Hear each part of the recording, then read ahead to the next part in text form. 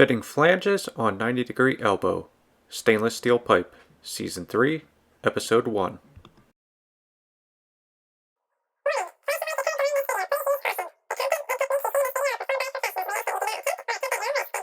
In this video I'm going to show you how I fit up raised face flanges onto 90-degree elbow, all stainless steel type 316.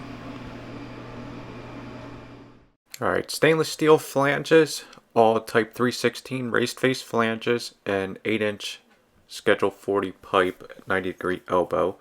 And this is just one of many ways to do it. I kind of figured this out. Me and Judd figured this way out, and I'm not sure if many other people do it, but mark center to center of those holes. So just say the holes are 3 inches apart from each other.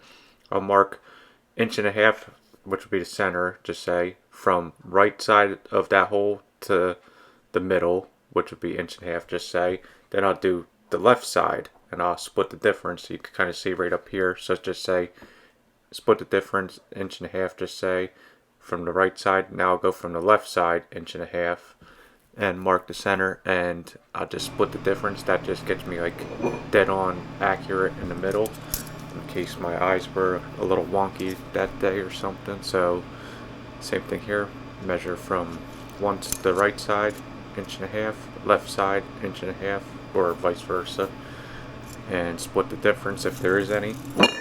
And again, this is just one of many ways of doing it. This is one way I do it. If I'm working by myself, it makes it a little easier, and I'm sure there's many other ways. If you have a better way of doing it, let me know in the comments. I'd appreciate that too. But one of many ways. Alright, next I'm going to just draw a line, being that these are raised face flanges. It makes it a little difficult, so you gotta eyeball it a little bit and just kind of eyeball both of those marks and make it as best as I can. I'll eyeball it. Now I'll put the left or the straight edge on the other side and kind of eyeball it and draw a line like that, and just split the difference if there is any. Just again, in case my eyes were a little wonky, just gets me a little more accurate. So I already marked that one, and just double check it.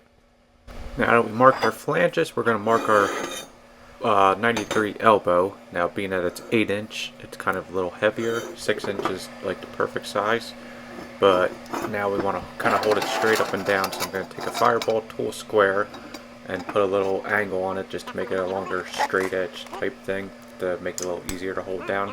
Clamp that down and make sure that's sitting pretty level, and then we'll start marking it out. Go over to my pipe liner book, whatever it's called. I'll show you in a second what the cover of the book is shown or called or whatever, but that's the measurement I want to find out. The Pipe Fitters and Pipe Welders Handbook. Okay, so I want to find the B measurement, long radius. That's what this is, a long radius elbow. B measurement, which would be the center of that pipe, 8-inch pipe, and for B is 12 inches. So that would be my measurement. I need to find 12 inches. So I need marks on the top to match up. That's where it will match up with the flanges, but in order to do that I got to mark them on the side. So what I'm doing is finding or marking 12 inches up on each side, and then do it on the other side, flip the flange like I just did, and mark each side like that. And then I'll have to quarter the elbow and get basically a mark on the top and on the bottom top, if that makes sense. You'll see in a second. But there's a couple ways you could go about doing it. One way is mark half, that whole half like that, whatever that measurement is. I'll mark half of that, and I'll split my difference thing. So that's like a hair under 2 feet. So just say it was 2 feet. I'll mark a foot from left to right, and then I'll mark right to left a foot too, and split the difference in case there is a little difference. That just gets me a little more accurate like I did before. Not much to it really, just double checking your measurement, getting you a little more precise. Something I like to do, just get me a little more pinpointed. But now I want to quarter the pipe, and there's a couple ways you could do it like I said before. But you can find the diameter of the pipe, which is it should be about 8.625, I think.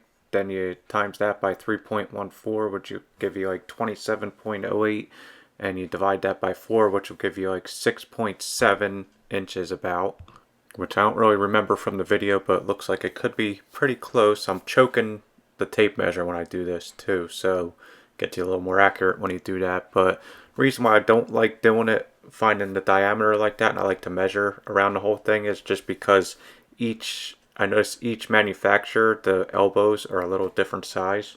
Some are just a hair bigger or smaller than each other. Alright, now I'm going to start fitting up the flange to the elbow. Going to dust off the table, sweep it, and get ready to clamp down. Make sure table is kind of level if you can, or you'll have to match up your flange to the table. Make sure levels are good. Clamp this flange down though. Make sure it's nice and flush on the table. And I like to shim up this elbow. The thicker stuff I like to shim up about 3/4 of an inch. So I'll use right here, I'll use 3/8 fireball shims and then this 1/2 inch plate on top, and that should give me actually it's I think a 3/8 plate, so 3/8 plus 3/8 is 3/4 it should be. And now my lines aren't long enough, so I'll have to extend them a little. Now you see how that's off a little?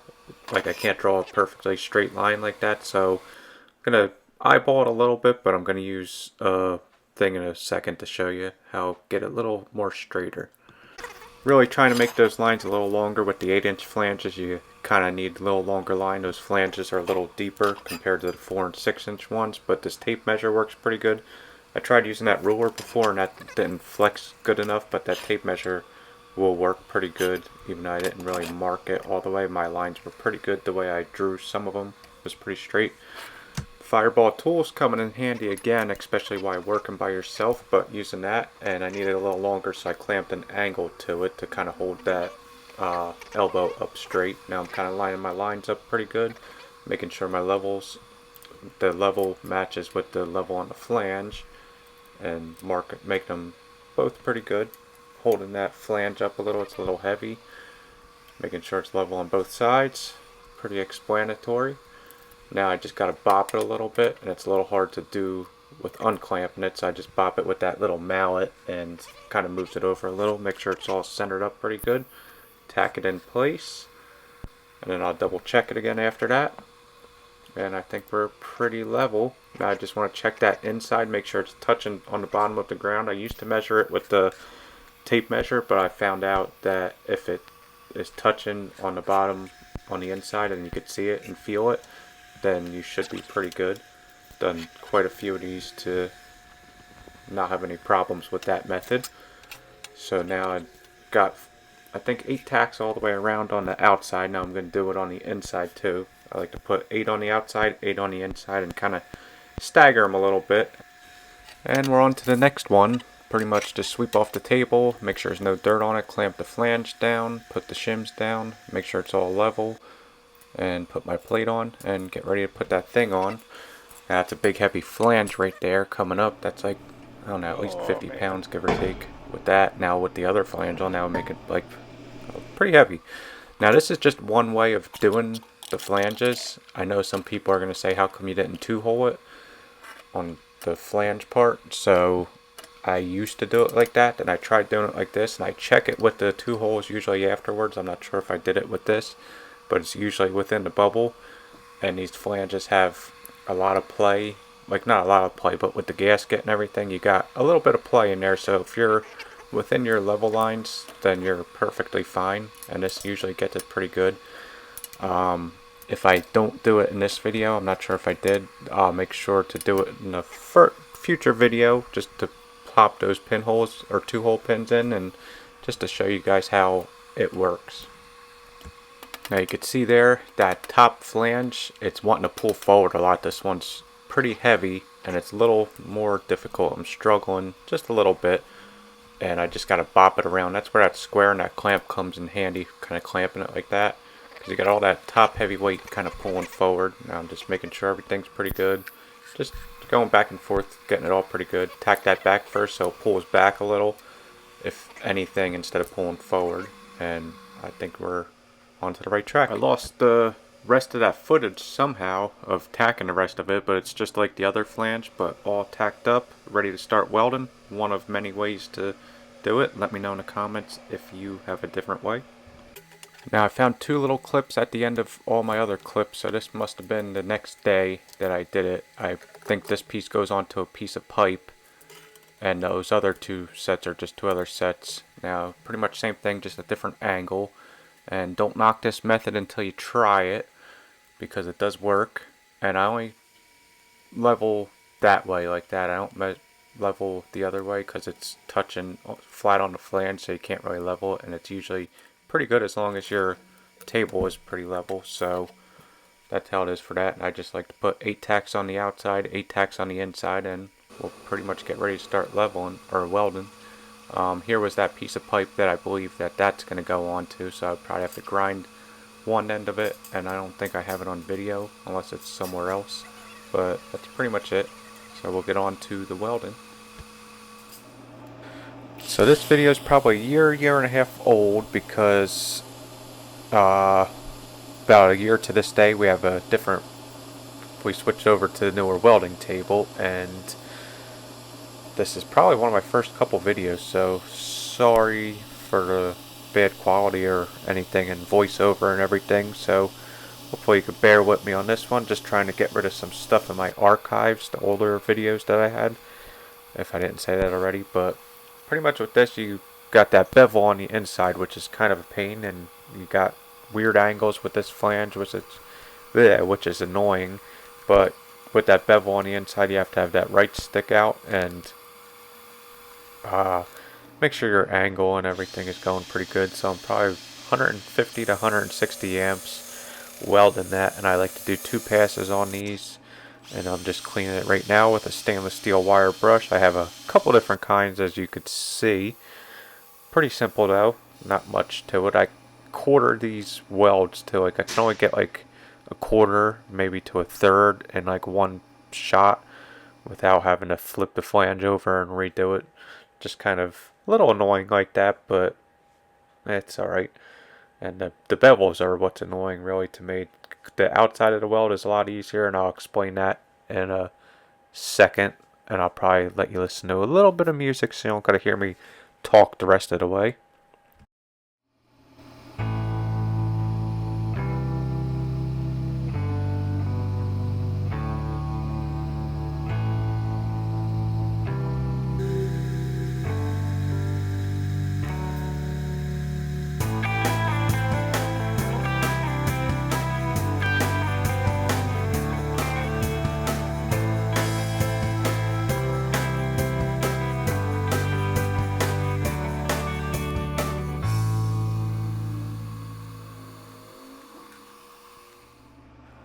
Alright, this is done for the inside, and we'll move on to the outside in a second, but video quality is horrible. These action cameras don't take good quality up close videos, so sorry about that. If you want to see better stuff, go on my Instagram. I'm sure I have better pictures from my phone. The outside pass, something messes me up here. You could see in a second. I stop and something was hanging up, and you could see right here it was a piece of wire on that filler wire, and I think that was from the camera hanging me up a little bit.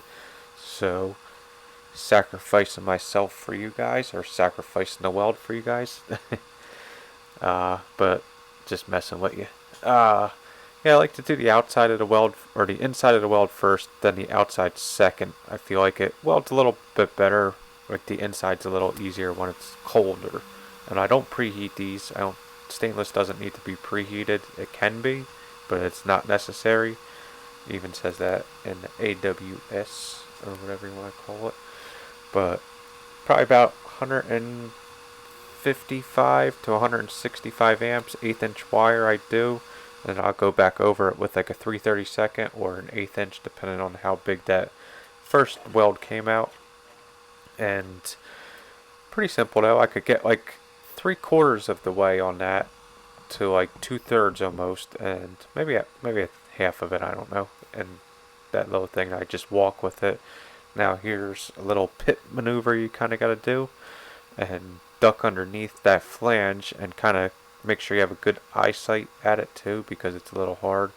But pretty simple stuff. You just got to get used to it, and not hard at all. Right tungsten stick out, the right cup size and everything. The bigger the cup you have, the easier it is to walk it. So, not hard at all. I mean, it is and it isn't. Just one of the easier walking the cups though, this stuff. And that's it. And I think we're done with the video almost. I'll probably just give you a quick little view of all the other stuff, and if you want to see some better stuff, go on my Instagram probably about a year ago and you'll see probably these exact things. So that's pretty much it, and hopefully you guys enjoyed it. If you have a different way of fitting up these flanges like this, please let me know, and if there's anything I could answer for you, leave it in the comments and I'll try answering it. And yeah, not much to it. Hopefully you guys enjoyed. Feel free to subscribe if you liked the video and like it, and we'll see you guys on the next one. Chris Wojnarski, over and out. Thank you for watching. Feel free to like, dislike, comment, and subscribe. Check out my Instagram where I post more often at Chris Wojnarski. See you on the next one.